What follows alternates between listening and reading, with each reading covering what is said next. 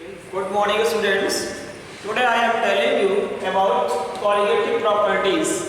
What is colligative properties? Those properties of solution which depends only on the number of solute particles of the solution. It means ऐसे properties, solution की ऐसी properties जो केवल number of solute particles पर depend करती है, number of solute particles पर depend कर सकती है, और you can see that quantity of solute पर डिपेंड करती है। ऐसी प्रॉपर्टीज को क्या कहते हैं? Colligative properties. फिर से इसको समझिए, those properties of the solution which depends only on the number of solute particles, और you can see that number of moles पर डिपेंड करे सोल्यूट के, और क्वांटिटी ऑफ सोल्यूट पर डिपेंड कर रही है, तो ऐसी प्रॉपर्टीज को हम क्या कहते हैं? Colligative properties. There are four types of colligative properties. First one is RLBP. What is the meaning of RLBP? RLBP means relative lowering of vapor pressure. Relative lowering of vapor pressure. This is the first colligative property, relative lowering of vapor pressure. Second one is osmotic pressure. Third one is elevation in boiling point, and fourth is depression in freezing point. It means ये हमारी four colligative properties हैं। ये four colligative properties किसके लिए? Solution के लिए। अब ये प्रॉपर्टीज जो भी सॉल्यूशन की प्रॉपर्टीज हैं, ये किस पर डिपेंड कर रही है? This properties of the solution depends only on the number of solute particles, और you can say that quantity of solute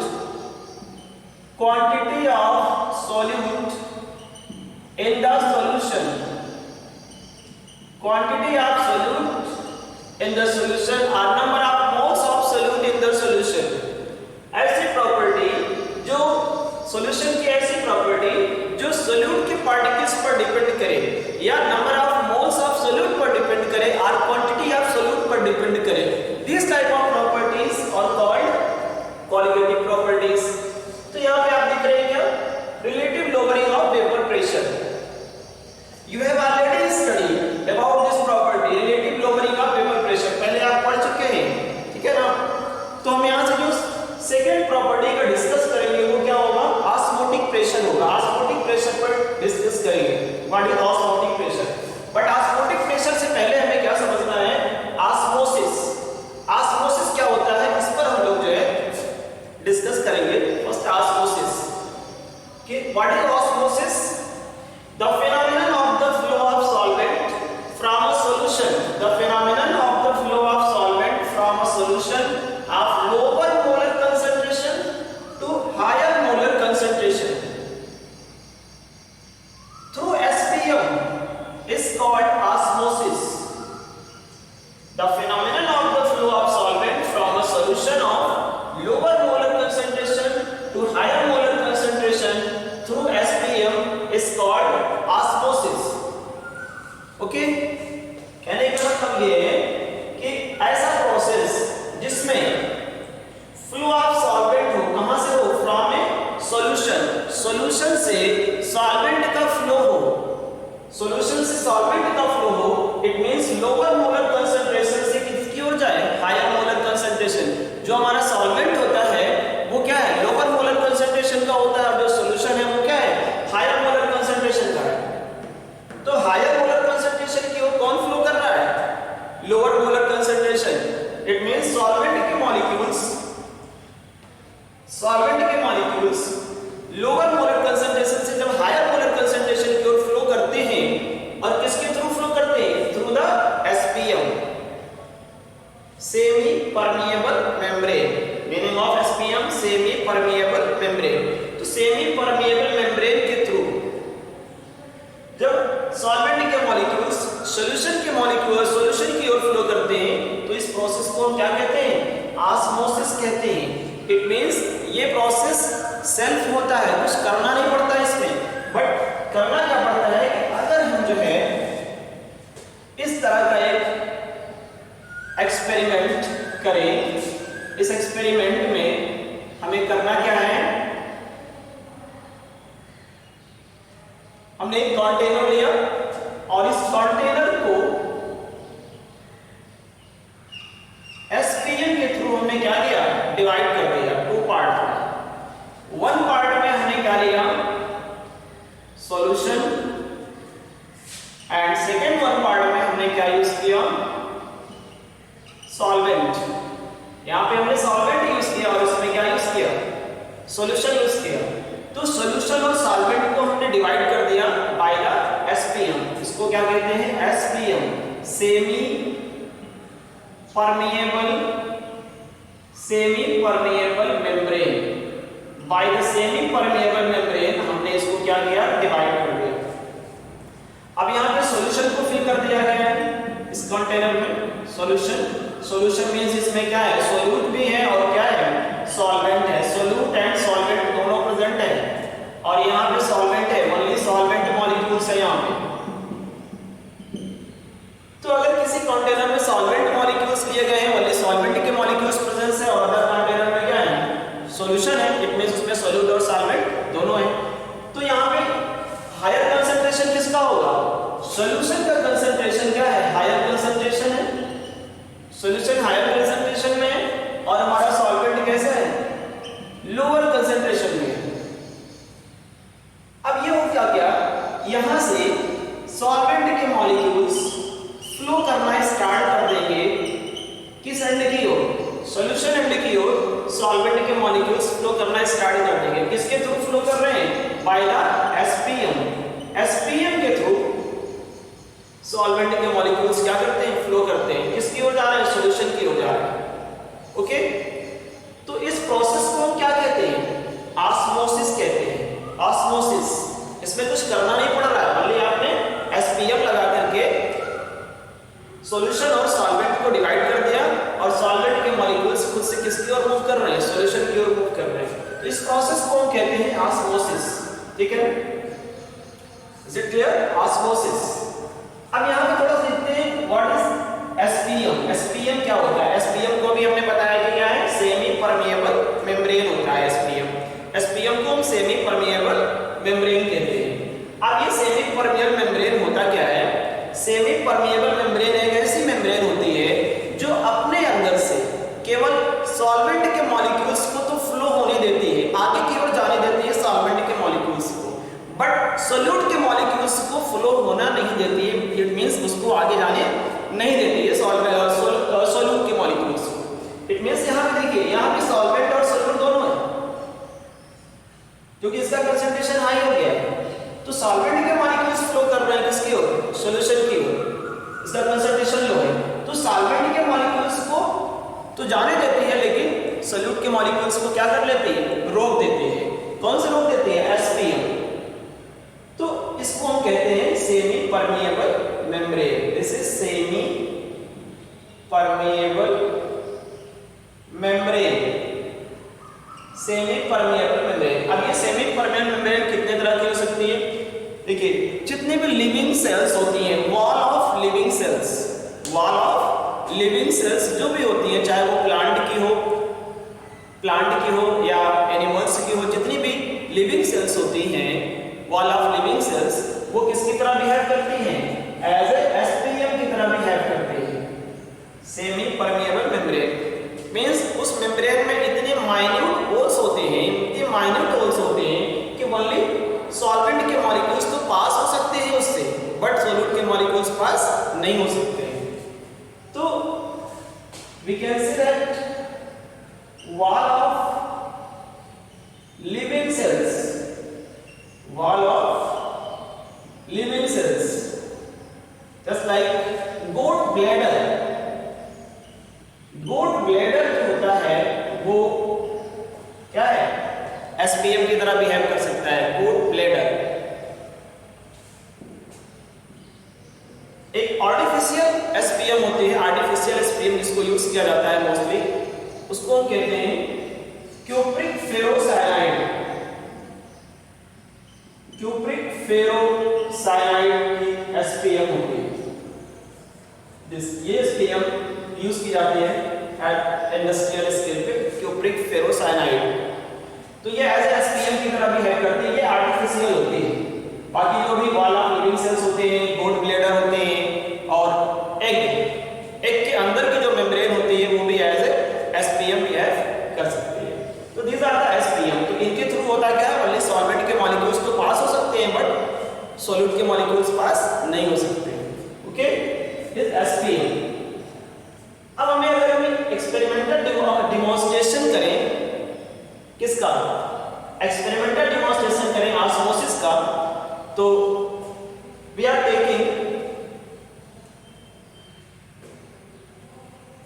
taking here 3 container,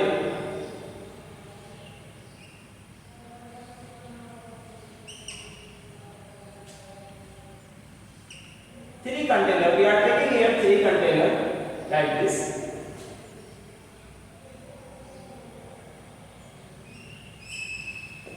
एक को अगर हम जो है डाइल्यूट HCl में, एक को डाइल्यूट HCl में अगर हम डाल दें तो जो एग के ऊपर का जो हार्ड कवर होता है वो जो है डिसॉल्व हो जाता है इसमें डाइल्यूट HCl में।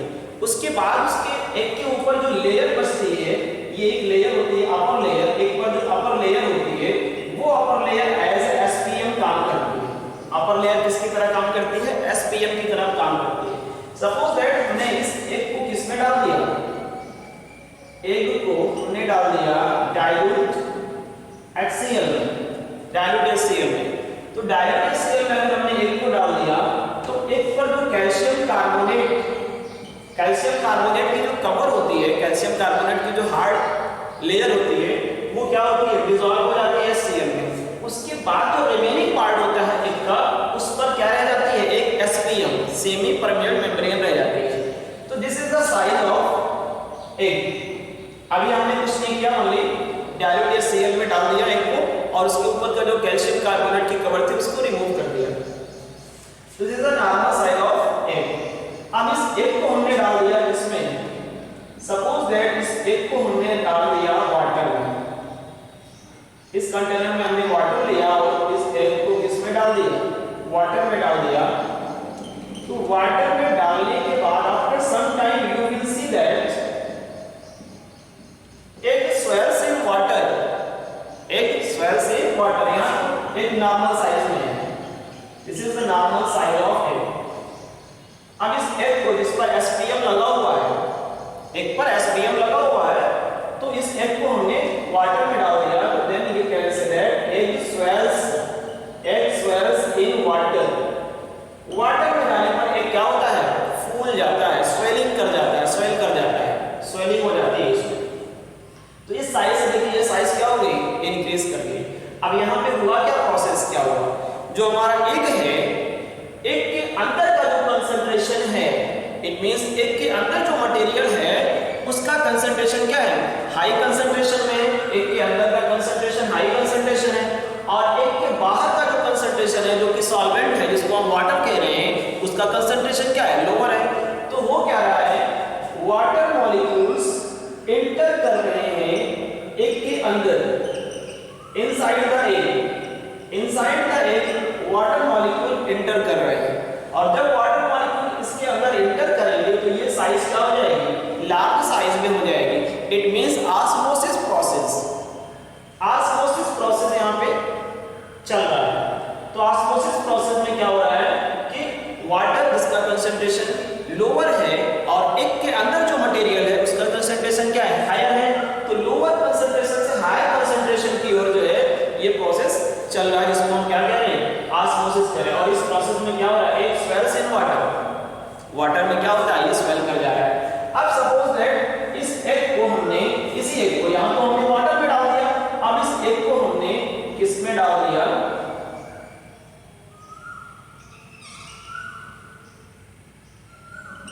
सपोज दैट एग को हमने डाल दिया NaCl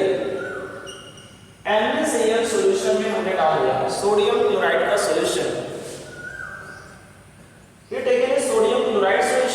इस कंटेनर और इस कंटेनर में इस एग को हमने डाल दिया।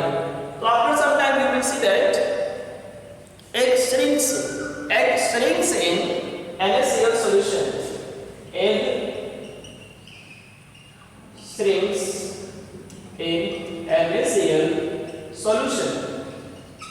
एग क्या कर जा रहा है? श्रिंक कर जा रहा है। जो साइज थी उस साइज से क्या हो जा रही है? छोटी साइज में हो जा रहा है। तो यहाँ पे जस्ट अपोजिट प्रोसेस चल रहा है। अब यहाँ पे ये जो हमारा NaCl का सॉल्यूशन है, इसका कंसंट्रेशन कैसा है? Higher concentration. और एक के अंदर का जो कंसंट्रेशन था वो कैसा है? लोअर कंसंट्रेशन है। तो अब यहां से देखिए, एक के अंदर का जो मटेरियल है वो बाहर की ओर, इट मींस कहां पे जाएगा? सॉल्यूशन के अंदर, NaCl सॉल्यूशन के अंदर चलना स्टार्ट कर देगा। और इसके अंदर का मटेरियल, इट मींस सॉल्वेंट के मॉलिक्यूल्स जो हैं, जो सॉल्वेंट प्रेजेंस है एक के अंदर, वो सॉल्वेंट इस SPM को क्रॉस करके, इस SPM अपर लेयर जो होगी SPM, इस SPM के थ्रू सॉल्वेंट के मॉलिक्यूल्स कहां जा रहे हैं? NaCl सॉल्यूशन में जा रहे हैं। और अगर ये NaCl सॉल्यूशन में जाएंगे सॉल्वेंट के मॉलिक्यूल्स, तो प्रोसेस क्या होगा? इस प्रोसेस में एक श्रिंक कर जाएगा। It clear? एक इसमें क्या कर जाएगा? श्रिंक कर जाएगा। तो this is the experimental demonstration. You can see that the osmosis process by this experiment. इस एक्सपेरिमेंट से आप ऑस्मोसिस प्रोसेस को क्या कर सकते हैं? इजीली समझ सकते हैं। क्लियर? अब ऑस्मोसिस के बाद हमें जो आना है वो किस पे आना है? ऑस्मोटिक प्रेशर पे। What is osmotic pressure? Clear? Osmotic pressure हमें समझना है कि ऑस्मोटिक प्रेशर क्या है। तो suppose that we are taking here a chamber, और इस चैम्बर को हम जो है डिवाइड कर रहे हैं बाय द SPM। SPM के थ्रू इस चैम्बर को हमने डिवाइड कर दिया। क्लियर?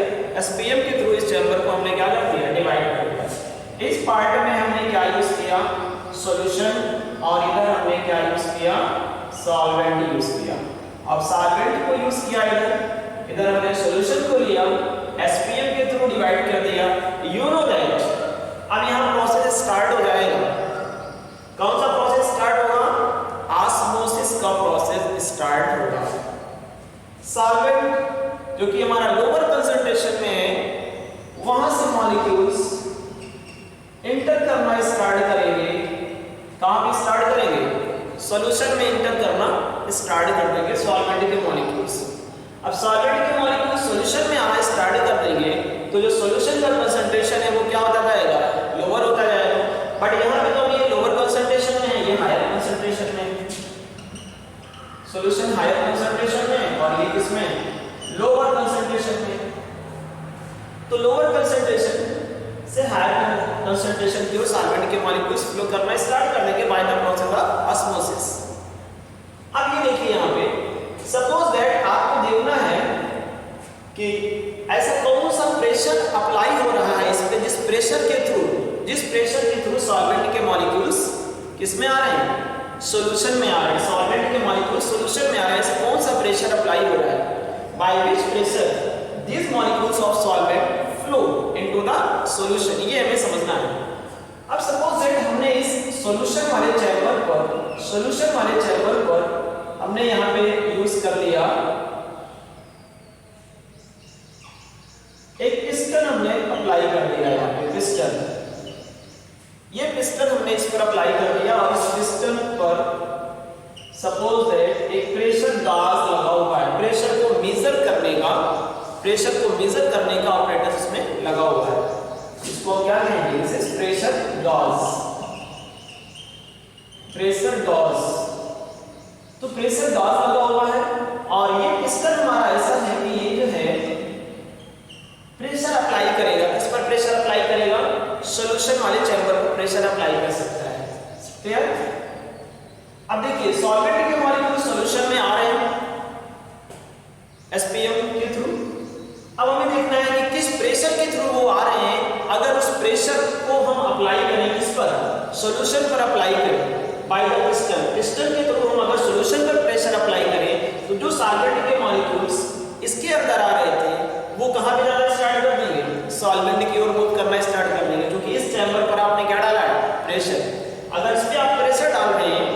इसके मॉलिक्यूल्स, सॉल्यूशन के मॉलिक्यूल्स, सॉल्वेंट के मॉलिक्यूल्स जस्ट अपोजिट डायरेक्शन में जाना स्टार्ट कर देंगे ऐसे। अब यहां से आप ऑस्मोटिक प्रेशर को डिफाइन कर सकते हैं, ठीक है ना। यहां से आप ऑस्मोटिक प्रेशर को डिफाइन कर सकते हैं। क्या डिफाइन करेंगे?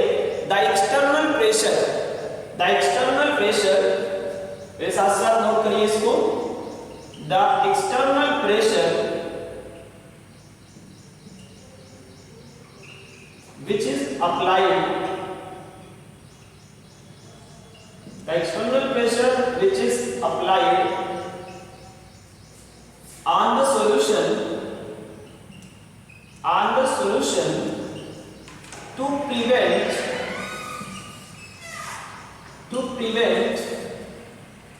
flow of solvent,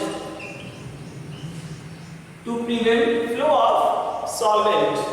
The external pressure which is applied on the solution to prevent flow of solvent is called osmotic pressure. Is called osmotic pressure. It means ऐसा external pressure जो आप apply कर रहे हैं, किस पर apply कर रहे हैं? सॉल्यूशन पर अप्लाई कर रहे हैं। किस लिए अप्लाई कर रहे हैं? कि सॉल्वेंट के मॉलिक्यूल्स जो इसकी ओर आ रहे थे, सॉल्यूशन की ओर आ रहे थे, वो किसकी ओर जाए? सॉल्वेंट की ओर जाए। तो जब इस पर प्रेशर आप अप्लाई करेंगे सॉल्यूशन पर, तो प्रेशर के थ्रू सॉल्वेंट के मॉलिक्यूल्स फिर अपनी पुरानी पोजीशन में जाना स्टार्ट कर देंगे। तो जिस प्रेशर के थ्रू जो है ये मॉलिक्यूल्स जस्ट अपोजिट डायरेक्शन में फ्लो होना शुरू कर देते हैं, उस प्रेशर को हम क्या करते हैं? Osmotic pressure. तो यस पीएम यहां पर भी लगा हुआ है, सेमी परमेएबल मेम्ब्रेन यहां पे लगा हुआ है। तो वी होप दैट आपको समझ में आ गया होगा कि ये ऑस्मोटिक प्रेशर क्या है, और जो प्रेशर अप्लाई करेंगे प्रेशर गैस उस प्रेशर को क्या करेगा? आपको बताते रहेगा यहां से कितना प्रेशर आपने इस पर अप्लाई किया है। Clear? After this osmotic pressure is a colligative property. देखिए हमने स्टार्टिंग में आपको बताया कि टाइप्स ऑफ कोलिगेटिव प्रॉपर्टीज में क्या है? ऑस्मोटिक प्रेशर एक कोलिगेटिव प्रॉपर्टी है। It means osmotic pressure depend करता है किस पर? नंबर ऑफ सोल्यूट पार्टिकल्स पर डिपेंड करता है, सॉल्यूशन के सोल्यूट पार्टिकल्स पर डिपेंड करता है।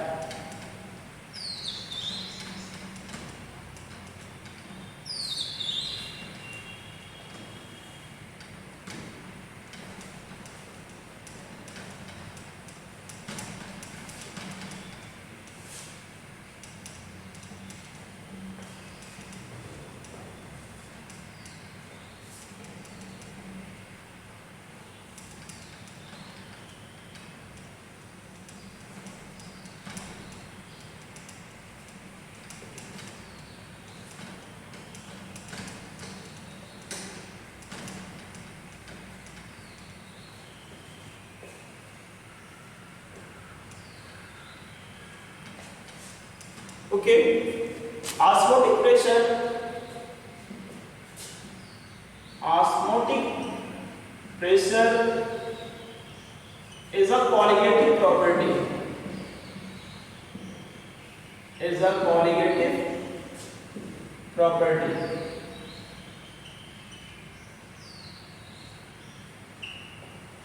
ये ऑस्मोटिक प्रेशर को हम जो रिप्रेजेंट करते हैं वो पाई से रिप्रेजेंट करते हैं। पाई है ऑस्मोटिक प्रेशर, ऑस्मोटिक प्रेशर को यहां पर पाई से रिप्रेजेंट करते हैं।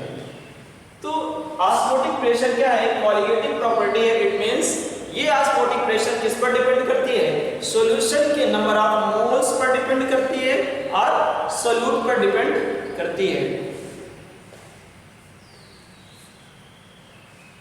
ऑस्मोटिक प्रेशर किस पर डिपेंड करती है? Number of moles of solute, number of moles of solute or quantity of solute पर डिपेंड करती है। Then you can say that it does not depend on the nature of substance. This is very very important। यहाँ पे note करिएगा osmotic pressure, क्योंकि कोई भी colligative property, not only osmotic pressure, कोई भी कोलिगेटिव प्रॉपर्टी, तो ये 4 कोलिगेटिव प्रॉपर्टीज यहाँ पे दी गई है। These properties are not depends on the nature of the substance. It depends only on the number of moles or number of molecules of the substance. ये उस पर डिपेंड करेगी, इसके नेचर पर डिपेंड नहीं करती है। तो it does not, osmotic pressure does not depend on the nature of the substance. It depends only on the number of moles of solute or quantity of the solute, उस पर depend करती है। Then यहाँ से start कर रहे हैं, देखिए first point, osmotic pressure is directly proportional to the molar concentration of solute. Osmotic pressure is directly proportional to the temperature. देखिए टू इंपॉर्टेंट पॉइंट है, osmotic pressure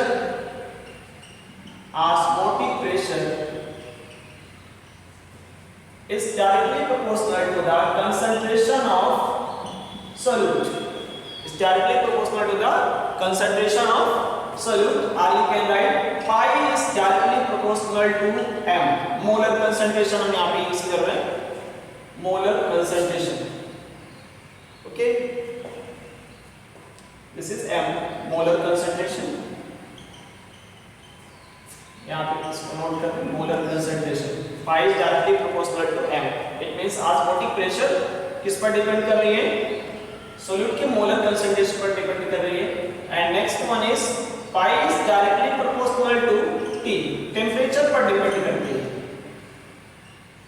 टेम्परेचर पर डिपेंड करती है। ऑस्मोटिक प्रेशर किस पर डिपेंड करेगा? Temperature पर भी डिपेंड करेगा, दोनों डायरेक्टली प्रोपोर्शनल चलते हैं।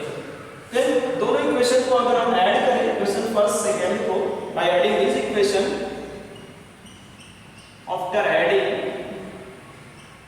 This equation, then you can write pi is directly proportional to mt. Pi is directly proportional to mt. अब यहाँ पे कांस्टेंट अगर हमें यूज करना है, कांस्टेंट भी हम यूज कर सकते हैं यहाँ पे। अब यहाँ पे कांस्टेंट पे हम ले सकते हैं pi is equal to mRT.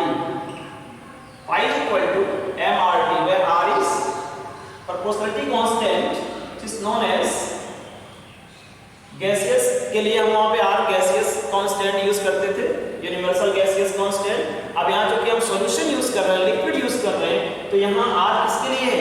Solution और लिक्विड्स के लिए है गैसियस कांस्टेंट। सॉल्यूशन और लिक्विड्स के लिए यहाँ पे गैसियस कांस्टेंट है, वैल्यू सेम रहेगी दोनों की वहाँ पे, ठीक है।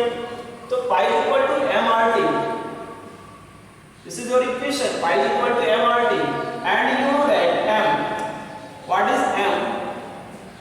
M is the molarity which is equal to n upon V, where n is number of moles of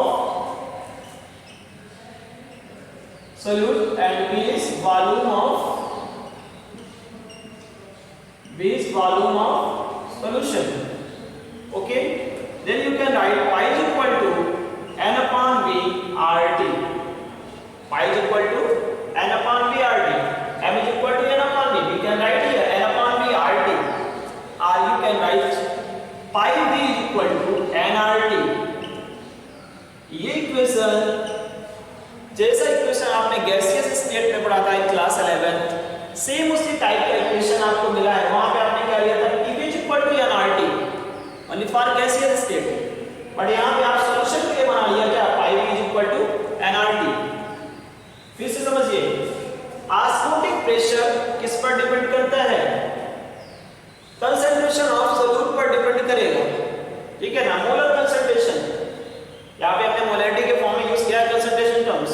than pi किस पर डिपेंड करता है? टेम्परेचर पर, डायरेक्टली प्रोपोर्शनल चलता है pi. And by adding this equation we can find pi proportional mt, और pi is equal to mRT, where r is equal to constant for solution or for liquid solution. And you know that n upon v क्या है? n के plus पे हमने use किया है। and you can change this equation, next terms में इसको change कर सकते हैं, r pi is equal to w by m। यहाँ पे देखिए, यहाँ पे आप क्या कर सकते हैं? n के प्लस पे क्या लिख सकते हैं? w by m on v r2 use कर सकते हैं यहाँ पे, w by m W by M VRT use कर सकते हैं, ठीक है ना। R is equal to W upon M VRT, इससे भी इक्वेशन बना सकते हैं यहाँ से, where M is mass of the solute,